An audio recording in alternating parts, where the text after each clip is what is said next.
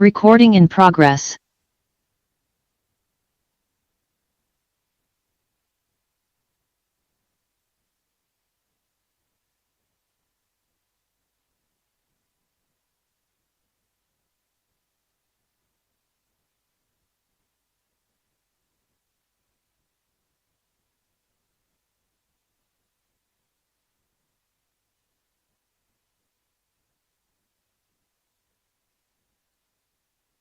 Welcome back, everybody, to the GSSB public meeting on the 17th of October. The next session is on the interalignment between biodiversity and mining, led by Bastian, Harold, Elodie, and Julia. Welcome to all of you.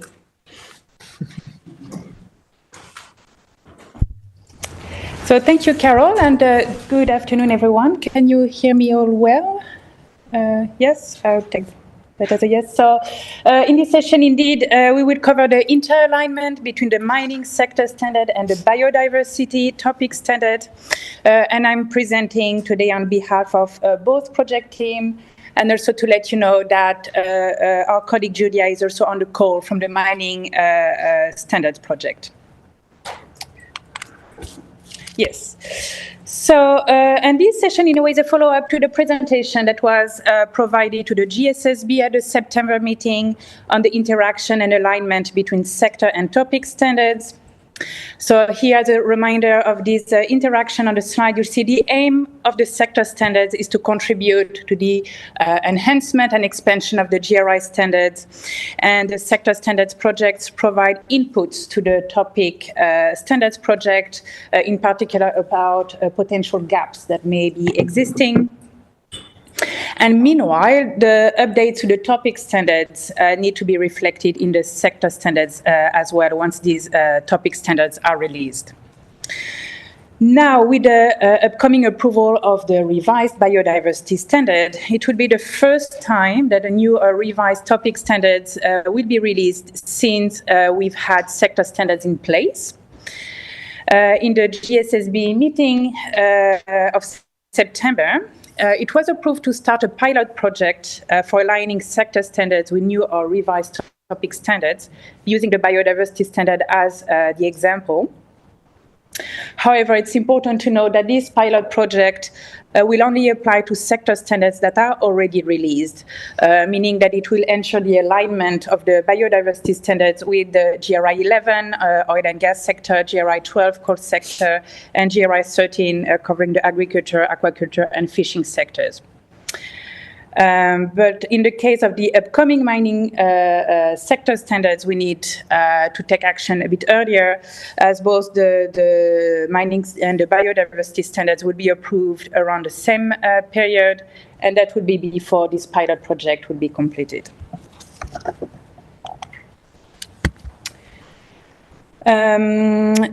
And yes, so here, just as I mentioned, both standards are close to being finalized.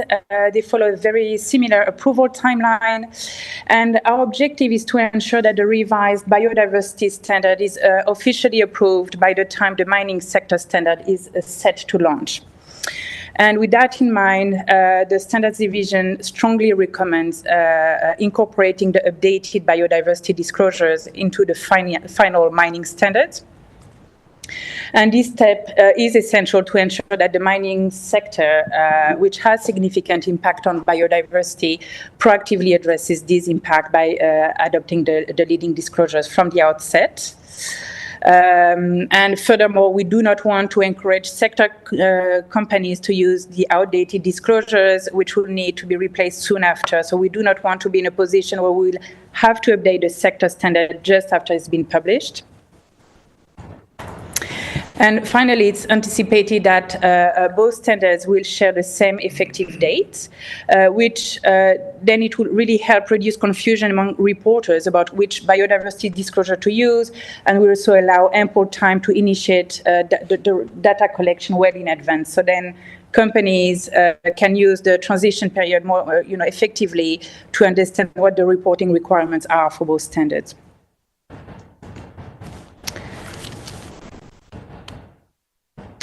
So that's the last slide of this presentation, and here you can see the steps taken by the project teams to ensure the alignment between both standards. So the teams have reviewed, in particular, the topic description for biodiversity in the mining standards in light of the latest revision, so the most recent version of the biodiversity standards, and have noted minimal revision needs. So it's mainly update on the terminology and the language according to the latest biodiversity disclosures. In addition, the disclosure will be updated based on the latest revised biodiversity draft. And then the project teams will assess whether there are any sector-specific gaps based first on the public comment feedback that was received, but also on additional expert consultation. And at this stage, there is no major specific recommendation that are needed, as far as we can see, aside from potential asset level expectation to certain disclosures. So the mining working group as well will also review the updated topic description as well as the disclosure from the revised biodiversity standards to ensure that the expectation for the sector, or at least that the expectation align with what the sector should be reporting. And that will be done in time for the approval of the mining sector standard by the GSSB. And now, due to its impact on biodiversity, 7 out of the 8 disclosures in the revised biodiversity standards have been estimated to be relevant for the mining sector. The re-exposure of the disclosure on access and benefit sharing has no impact. So that's the one disclosure that is regarded as not being essential for the sector and won't be included in the sector standard. That's still in line with what was put in the exposure draft of the mining standard. So should all this process according to plan, it will likely also inform the alignment as well of the GRI 11 and GRI 12, because so those sectors will have a similar impact on biodiversity. So that's also something that will help the pilot project that we discussed earlier.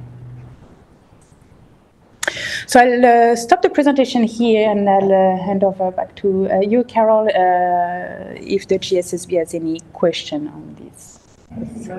And maybe I don't know if it's helpful, but yeah.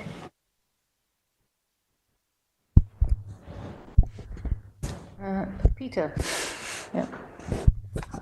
The obvious point is that this process, this methodology, only works for where you've got a sector standard and a topic standard underway at the same time.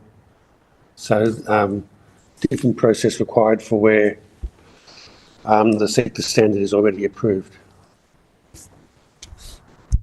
Yes, indeed. And I think in the case when we have sector standards that have already been approved, that process will be the subject of that pilot project that was discussed in September. And then we'll see indeed what is the type of, the how to update those sector standards. Is there any public consultation needed for the to inform about those updates? So that's the something that it would take a bit more time to figure that out, and we'll definitely come back to the GSSB to inform you about the steps or the process that we think is the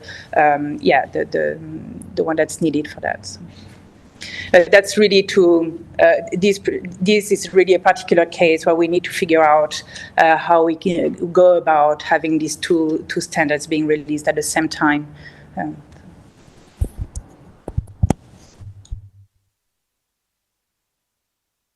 Thank you. Any further questions? Maybe one comment from me, also in light of the discussion we had at the virtual meeting in September. I think what's very important about these approaches that we're presenting to you is what we're trying to make sure is that we don't have disconnected parts of our set of standards, and as quickly as possible we try to reinstate the logic that we're imposing between topic standards and sector standards. That's one aspect of it, but it is also this understanding that sector standards should lead to the uptake of topic standards, right? That is a very basic underlying principle that was always there, that we're not trying to per se stand up a lot of sector-specific additional disclosure content, but where possible, we're reconnecting a particular sector back to the topic standard.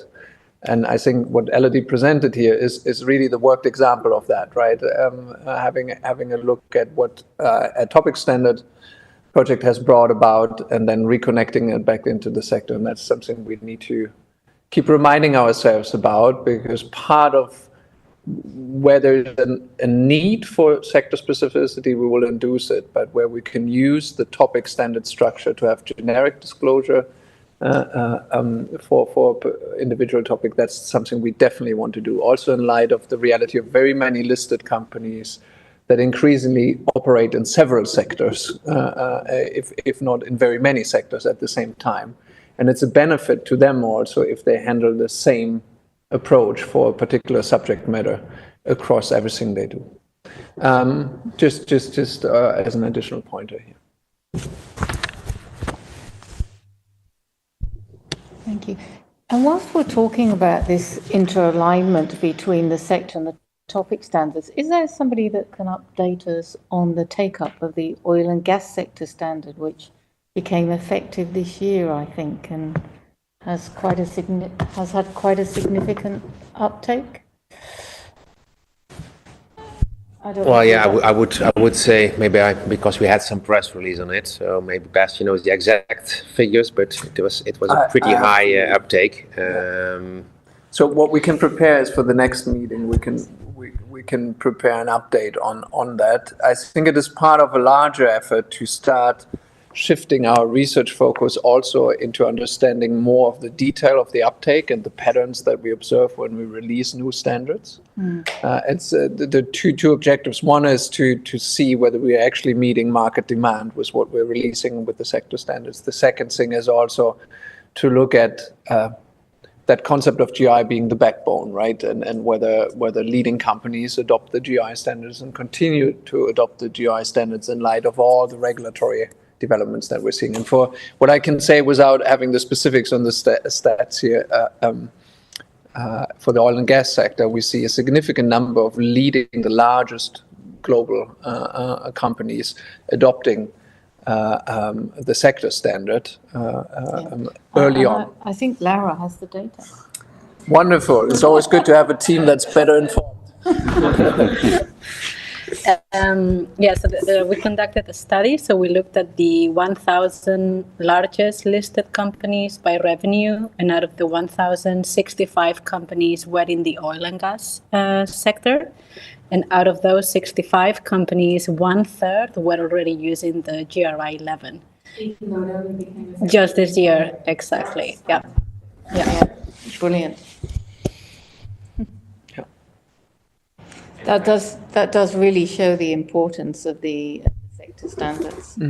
I think the next level analysis will then be to unpack this reporting of the individual companies and see how many of the topics that are suggested as likely material actually come into the mix, right? Yeah. Because part of what we want to drive is that sectors collectively endorse a wider set of sustainable development related subjects for reporting. And we have seen in some sectors that have been advancing these discussions as part of industry associations and groupings that they've self-organized, that there's more comfort level if peers start to report on the more complex and controversial subject matters, if they do that as a collective effort, right?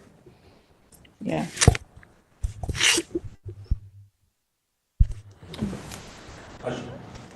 I should just point out that the peak body for the global mining industry, not the oil and gas industry, but the global mining industry, the International Council on Mines and Metals, does mandate that its members must report using GRI standards.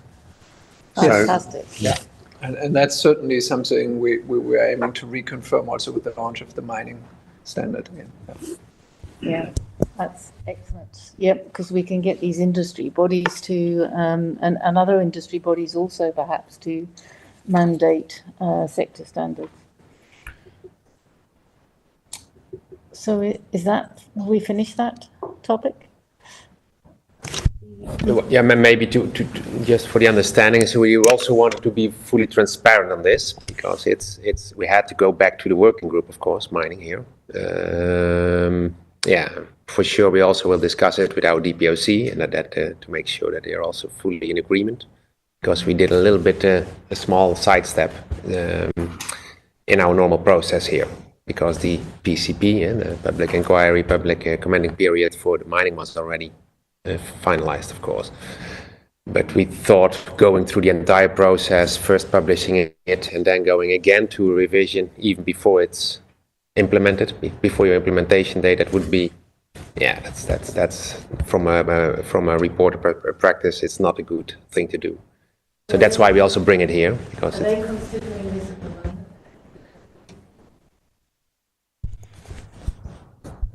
So are the Depot considering this at the moment?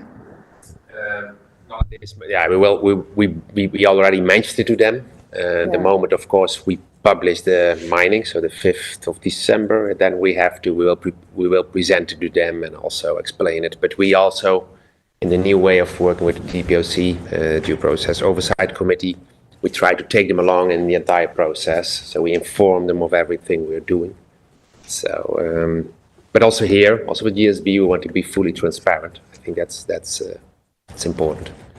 And it's only once in a lifetime, because in the new process, we want to make sure that it's only about published sector standards we take into this, into the learnings from the pilot, which Miguel presented last meeting, or the standards division presented last meeting.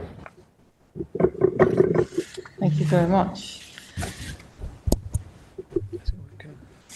So that closes this public session for today, and we have had some, I think, really interesting discussions on some fairly innovative things. This inter-alignment to start with, the update of the GRI 3 guidance to look at risks and opportunities and dependencies.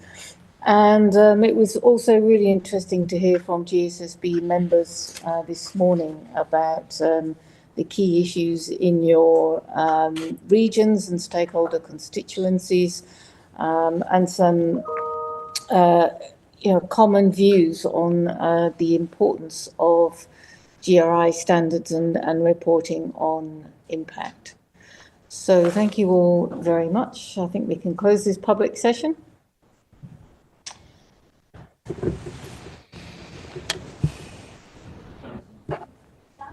And drink more coffee.